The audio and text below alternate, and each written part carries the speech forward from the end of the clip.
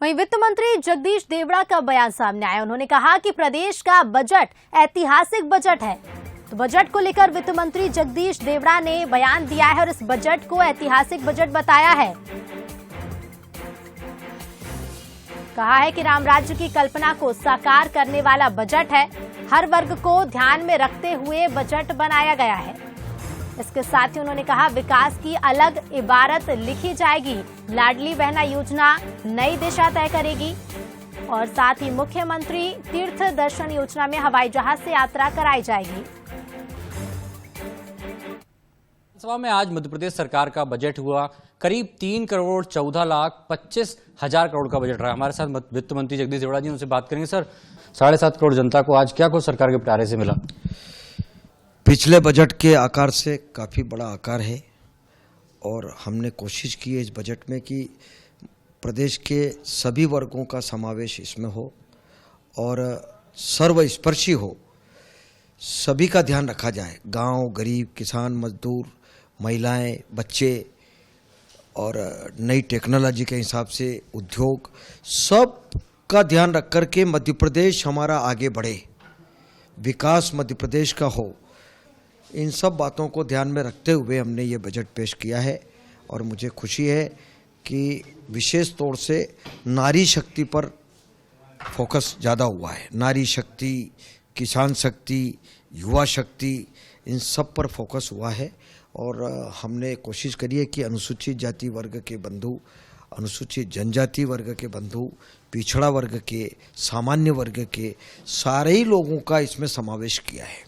खासतौर से हम बात करें, लाडली लक्ष्मी योजना पहले आई थी, फिर 2.0 भी आई, अब लाडली बहना योजना। तो लगातार इन योजनाओं का सफलतम क्रियान्वयन रहा है। साथ यही कारण है कि सरकार लाडली बहना योजना लेकर आई है। जो विवाहित महिला है और गरीब है, 23 साल से लगा के 59 साल तक की आयु के उसमें पात्रता में रखा है। उसमें विधवा भी रखी है, परित्यक्तता भी रखी है और तलाकशुदा भी है। ये भी उस पात्रता की श्रेणी में आती है। लेकिन बहुत गरीब महिला है, उसके पास कभी नगद पैसा रहता नहीं है, स्थिति खराब रहती है, बच्चे रहते हैं घर में, तो कभी खुद का मन करता है कि मैं बच्चों को कुछ खिलाऊं पिलाऊं या बच्चों के कपड़े लाऊं, या मनुष्य है, इच्छा होती है सबकी, तो कहाँ से लाएगी। तो ये जो काम किया है मुख्यमंत्री जी ने कि 1,000 रुपया महीना उनके खाते में नगद चला जाएगा, तो वो सेल्फ हो जाएगी, वो खुद अपने बच्चों को खुद अपना कुछ जो मन में आता है वो कर पाएगी।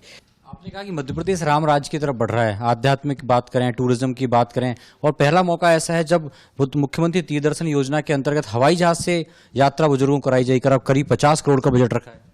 जो काम खुद नहीं कर सकते लोग, जो गरीब हैं, जो आर्थिक स्थिति से टूटे हुए हैं, उम्र हो गई, उन लोगों को कौन करेगा? ना आगे कोई, ना पीछे कोई घर में।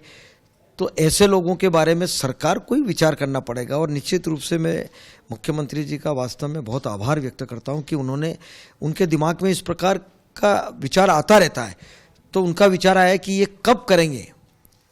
ट्रेन में ही नहीं बैठ पाए, बहुत सारे लोगों की पूरी लाइफ बीत जाती है जिनने कभी ट्रेन ही नहीं देखी, ट्रेन में नहीं बैठ पाए, उनको उन्होंने तीर्थ दर्शन करवाए। और फिर उनके मन में ये कल्पना आई कि भाई ठीक है, इनके जीवन में ये भी एक याददाश्त हो जाएगी कि वो हवाई जहाज से यात्रा करके आए। ये बड़ी बात है। बिल्कुल, जो बजट है वो मध्य प्रदेश की 7.5 करोड़ जनता के हितकारी बजट है। अलग अलग योजना, चाहे युवाओं की बात हो, किसानों की बात हो, या लाडली महिला योजना की बात हो, या मुख्यमंत्री तीर्थ दर्शन योजना में अब सरकार हवाई जहाज से बुजुर्गों को यात्रा कराएगी। तो खासतौर से कांग्रेस पर यही कहना है कि कांग्रेस अपने गिरबान में झांके, ना ही बजट सुना, ना बजट की बारीकियां उनको पता, लेकिन विरोध करना है। अश्विनी सिंह के साथ सूरज शर्मा, बंसल न्यूज, भोपाल।